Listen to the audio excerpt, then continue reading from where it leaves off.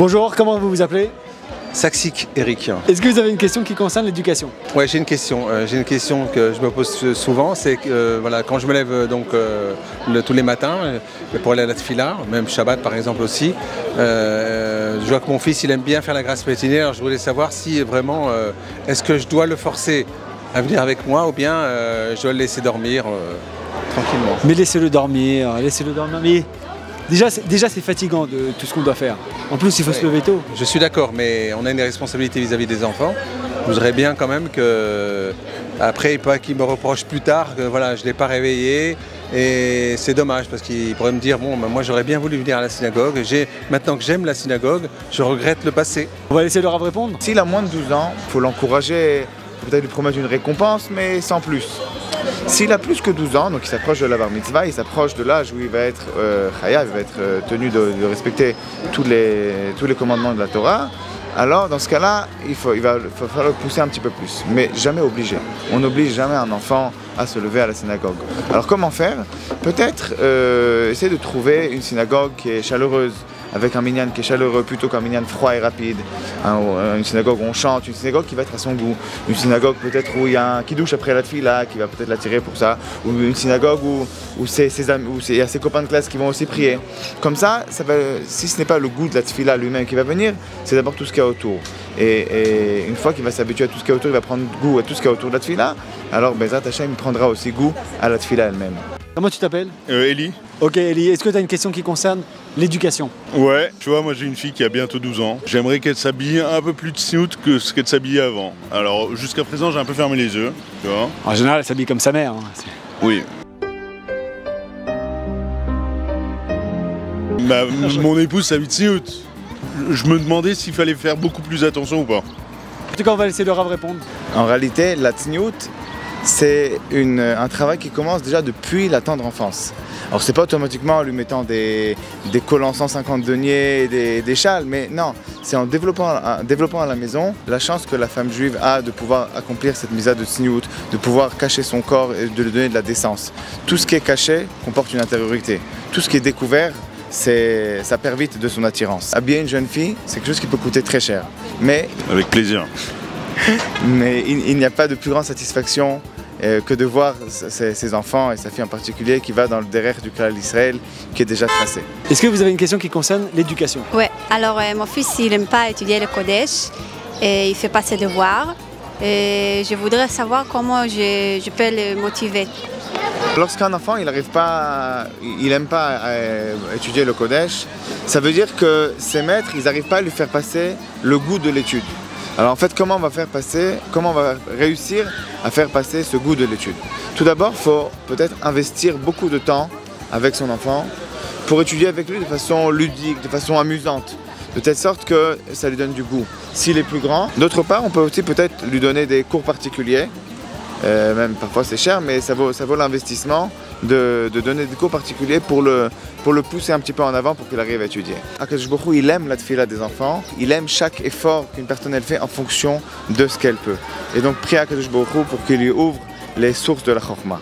Mais il faut aussi peut-être prendre conscience que parfois c'est tout bête. Des fois les enfants ils ont un problème de lecture, ils n'arrivent pas bien à lire, ils peuvent être dyslexiques, ils peuvent avoir toutes sortes de problèmes de lecture et les enfants ils sont concentrés sur la lecture elle-même, ils n'arrivent pas à prendre goût à ce qui est derrière, au raisonnement qui est derrière. Ils sont tellement concentrés sur la lecture que tout le raisonnement il passe à côté.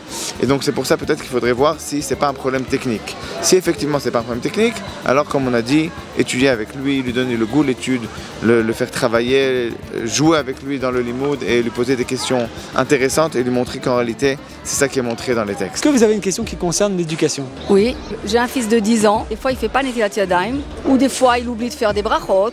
Alors je me pose la question, est-ce que je dois m'inquiéter? Est-ce que ça veut dire que j'ai loupé quelque chose? Moi je pense que c'est une mauvaise éducation déjà. Non, c'est pas une mauvaise éducation. Ah, si, c'est un début pas... d'éducation. Pour ce qui en est d'un enfant qui ne fait pas Netilat Yadayim ou qui ne fait pas les brachot, je pense que pour l'habituer à ça, il faut lui donner le réflexe. Alors comment on va faire pour donner ce réflexe? Tout d'abord, on peut peut-être organiser à la maison un mivtza ou une opération. On mettra une affiche sur le mur en promettant une récompense après qu'il ait fait tant ou tant de brachot pour lui donner envie. Mais surtout et plus que tout, il faut peut-être donner un ton à la maison avec l'exemple personnel. Lorsqu'un enfant il voit ses parents qui font les brachot doucement, à voix haute, méticuleusement, alors ça va donner un ton à la maison qui va apprendre à l'enfant que les brachot, c'est une valeur très importante à la maison. Et donc lorsqu'il verra les parents qui font très attention, je suis sûr que lui, peut-être ça prendra un petit peu de temps, mais lui aussi va être marqué, va être imprégné des bénédictions à la maison. On peut aussi peut-être mettre sur le mur de la cuisine une pancarte avec les différentes bénédictions pour nous rappeler de faire les bénédictions avant de manger. Alors on prend du bon temps sur la terrasse? Oui, ça fait du bien, le soleil. Super. En parlant des enfants, est-ce que vous avez une question qui concerne l'éducation? Oui, parfaitement. J'ai un enfant de 14 ans, il est très très intelligent. Comme sa mère? Non, pas comme sa mère, comme son père plutôt, je dirais. Il me pose des questions sur la religion. Et il me dit que c'est ancestral, il faudrait laisser tomber un peu la religion, on est dans le monde moderne, 20e siècle. Que dois-je lui répondre? Ah, genre il trouve que les mitzvot c'est démodé? C'est lourd, c'est un joug, c'est démodé. Il veut suivre son temps moderne. Il est de parents religieux, Baruch Hashem, et moi, ces questions me hantent et me perturbent. Ouais, je comprends. Mais je suis un peu d'accord avec lui. Hein. Ah, vous êtes d'accord? Ah non, d'accord. On va voir. Ah non, je suis pas d'accord. On va voir ce que le Rav ancestral va nous répondre. Et si effectivement votre fils il est très intelligent, on a une conception de l'homme que l'homme est venu sur Terre parce qu'il a un rôle, qu'il doit accomplir ce rôle sur cette Terre. Et que l'argent, la parnassa, c'est un moyen d'accomplir ce rôle. Et qu'en particulier le juif, il a un rôle encore plus particulier de dévoiler la présence divine dans le monde. Et donc d'accomplir la volonté divine. Alors effectivement, on ne peut pas envisager de mettre de côté certains mitzvot pour gagner de l'argent. L'argent c'est un moyen et l'accomplissement des mitzvot c'est la fin. Et si on inverse la fin et les moyens, c'est qu'on n'a pas vraiment compris. Donc je pense que si on explique qu'en réalité le but de la vie, si on revient un petit peu en arrière si vous voulez, et on part sur l'idée du but de la vie, alors on comprendra très bien pourquoi on ne peut pas délaisser certains mitzvot.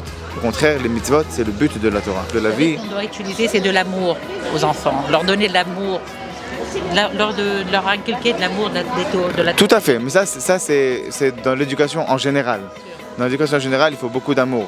Mais pour répondre à une question particulière, je pense que c'est ce qu'on peut lui expliquer. Salut, comment tu t'appelles? Moshe. Moshe, dis-moi, est-ce que tu as une question qui concerne l'éducation? Oui. Alors moi et ma femme, on est Baalei Teshuvah et j'ai mis mon enfant dans une école très religieuse, très stricte. Et j'ai peur qu'il rejette tout et qu'ensuite il nous en veuille nous et je sais pas quoi faire. Effectivement, la Teshuvah, elle concerne aussi bien les parents que les enfants. Lorsqu'on va développer une nouvelle façon de vivre à la maison, ça concerne toute la cellule familiale. Et donc, je pense qu'il est du devoir des parents d'orienter les enfants dans le chemin qui va convenir aussi bien à la maison qu'à la structure scolaire. Il ne faut surtout pas qu'il y ait de contradiction entre la structure dans laquelle l'enfant va être et ce qui se passe à la maison.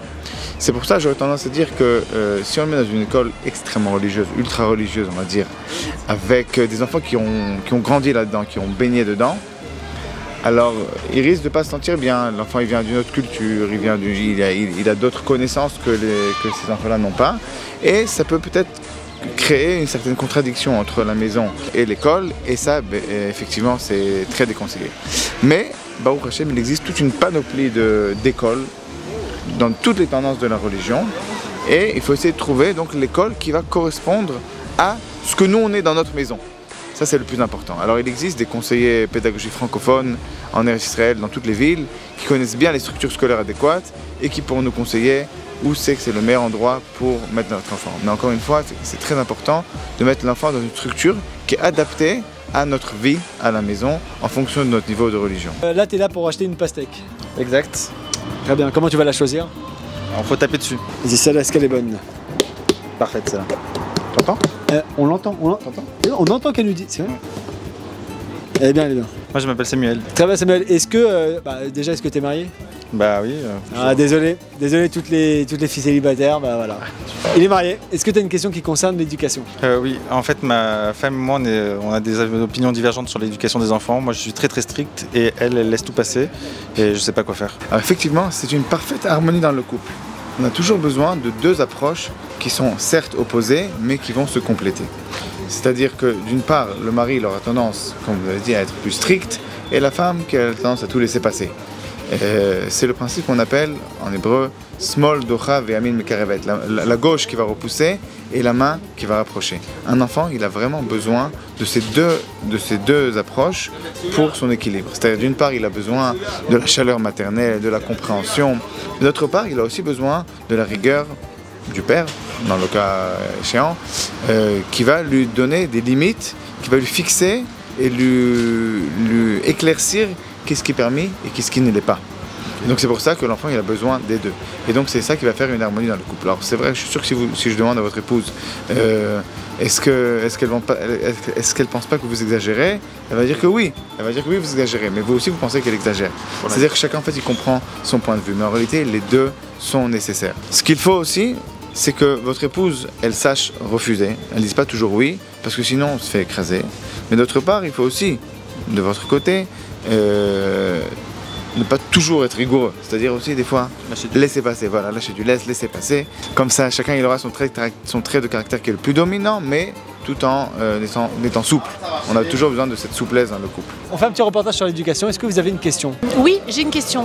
Nous avons voulu mettre un fil sur le smartphone de nos enfants. Mais ils nous ont dit que, puisque nous n'avons pas de filtre dans notre smartphone, donc ils ne voient pas pourquoi on devrait leur en mettre un eux. Mais nous sommes des parents, c'est pas la même chose. Alors là, c'est quoi cette question? Et si les parents, ils n'ont pas de filtre, bah, ils ont raison les enfants, ils veulent pas de filtre comme les parents. Oui. Qu'est-ce que c'est que ces parents? Oui, mais nous n'avons pas besoin de filtre, nous savons gérer ça, mais eux, ils sont jeunes. Je suis pas hyper d'accord. Hein. Alors, en réalité, je suis entièrement d'accord avec vos enfants. La vérité sort de la bouche des enfants. On ne peut pas demander à nos enfants ce que nous-mêmes on n'a pas. Nous aussi les adultes, nous avons une obligation et un devoir de nous protéger de tous les interdits qui sont liés à la vue. Comme c'est marqué dans la Torah, Velot Atoru achare levavchem achare enechem. Et donc, de la même façon qu'on fait attention aux moindres halachot du Shabbat et de la Kashrut, que ce soit un interdit de la Torah ou un interdit des Rabbanan, on doit également faire attention aux interdits qui sont liés à ce qu'on n'a pas le droit de voir. Et donc du coup, on doit nous-mêmes aussi installer un filtre sur notre smartphone. Tous les grands de notre génération, à l'unanimité, s'accordent à dire que même les adultes doivent avoir un filtre sur leur smartphone. Donc on ne peut pas demander à nos enfants ce que nous-mêmes on n'a pas. Ceci dit, cela mérite une réflexion à part entière. Est-ce qu'il est positif d'acheter aux enfants un smartphone? Peut-être qu'on peut se contenter d'un téléphone plus simple. Salut, comment tu t'appelles? Rudy Gershon. Rudy, est-ce que tu aurais une question qui concerne l'éducation? Alors j'en ai une. J'ai un oncle à moi, il a un enfant, donc mon cousin. Son fils il aimerait faire la yeshiva, mais son père il n'est pas du tout d'accord. Ce qu'il veut surtout c'est qu'il fasse des études, etc. Études des études donc de rôle quoi. Non, et moi j'aimerais savoir comment faire pour raisonner son père, pour lui expliquer comment il faut faire pour que c'est important d'étudier à la yeshiva, etc. On est d'accord qu'il se trompe, ouais. On est d'accord qu'ils se trompent. Surtout aujourd'hui. Aujourd'hui sur TikTok, on sait très bien que c'est pas ceux qui ont fait des études qui réussissent. Il faut tout d'abord savoir que la parnassa, c'est mina shamayim. C'est-à-dire, s'il a peur que le poids de la parnassa retombe sur le père, parce qu'il va être plus tard avrech, il faut savoir que 99% d'avrechim ne reposent pas sur les parents. Ils peuvent être aidés par-ci, par-là, occasionnellement, mais on finit par se débrouiller dans la vie. Il faut savoir que la yeshiva, ça offre un bagage, un niveau à notre judaïsme qu'on ne peut trouver nulle part ailleurs. Aller à la yeshiva, ça veut dire qu'on va se doter, on va stocker un bagage d'études en Torah, en Moussar, en Hashkafa, en pensée juive, qu'on ne pourra trouver donc nulle part ailleurs. Et tout ça pourquoi? Pour devenir un bon juif qui va faire la volonté d'Hachem. Et lorsqu'on est à la yeshiva, ça ne veut pas dire qu'on va rester toute sa vie dans le limoud. La plupart des jeunes qui sont à la yeshiva, ou bien même s'ils font le kollel après l'avrechim, finissent par rentrer dans la vie active et subvenir eux-mêmes à leurs besoins. Donc il faut dire à ce père que s'il souhaite voir son enfant fleurir dans la Torah, fleurir dans les mitzvot, alors le passage par la yeshiva est inévitable. Et Bezrat Hashem lui donnera sa parnassa comme il a besoin. Et il n'a pas besoin d'avoir peur de devoir le soutenir toute sa vie. Au contraire, je suis sûr qu'il aura beaucoup de nachat de son fils et Bezrat Hashem aussi de ses enfants. Est-ce que tu aurais une question qui concerne l'éducation des enfants, pas des femmes? Ouais, j'en ai une. Ouais, vas-y, tranquille. Alors, il y a 5 ans, ma femme et moi, on a fait Teshuva. On a 4 enfants. Alors, on a 2 grands adolescents et on a 2 petits 5-6 ans. Bon, au niveau scolarité, donc les petits, on les a mis dans les écoles religieuses. Par contre, les 2 grands, eux, voilà, on est en France et ils veulent pas du tout les écoles religieuses. Eux, ils préfèrent rester avec leurs copains dans les écoles laïques. Je suis même pas sûr que le grand, il est avec une juive, quoi. Donc, ouais, à ce niveau-là, au niveau école, c'est très compliqué. On sait pas quoi faire. On a été voir plusieurs personnes, mais bon, on n'a toujours pas eu de réponse. Quoi faire avec les adolescents pour essayer de les rapprocher vers la Torah, parce qu'ils sont complètement à l'ouest. Effectivement, c'est une question un peu difficile et délicate, parce que d'une part, on est obligé de leur faire changer de cadre aux grands, parce que sinon il va y avoir un gouffre qui va faire que s'agrandir à la maison entre la teshuva que les parents vivent et les enfants qui eux ne suivent pas. Mais d'un autre côté, ils sont déjà grands et ils n'écoutent pas toujours ce qu'on leur dit de faire. Alors, les forcer à quoi que ce soit, on ne pourra jamais les forcer. Donc, je pense que pour l'instant, s'ils ne veulent pas changer de cadre scolaire, il faudra tout d'abord mettre en avant le changement bénéfique qu'il y a eu à la maison. Montrer clairement comment on était avant, comment on est maintenant, et comment maintenant c'est mieux qu'avant. Comme ça, qu'ils le sentent. En plus, on pourrait peut-être leur faire connaître des jeunes de leur âge qui, eux, sont dans des structures juives. Qui pratiquent la religion. On va dire plus qu'eux en tout cas, et qui sont surtout dans des structures juives, dans des écoles juives. Et donc ils vont pouvoir un petit peu les côtoyer, et ça va peut-être leur donner envie de faire ce changement. Aussi, on peut peut-être, en fait dans tout ce qui est extrascolaire, on peut peut-être leur faire connaître des jeunes qui vont à la synagogue, ça peut aussi peut-être les tirer à la synagogue, et même si c'est pas directement pour prier, mais ça peut les attirer, on va dire au niveau social. Mais plus que tout, il faut être soi-même un exemple. Si les enfants voient le changement chez leurs parents, comment leurs parents ont évolué et comment ils sentent un changement bénéfique chez les parents, ils auront Bezrat Hashem envie de leur ressembler et ça viendra d'eux-mêmes.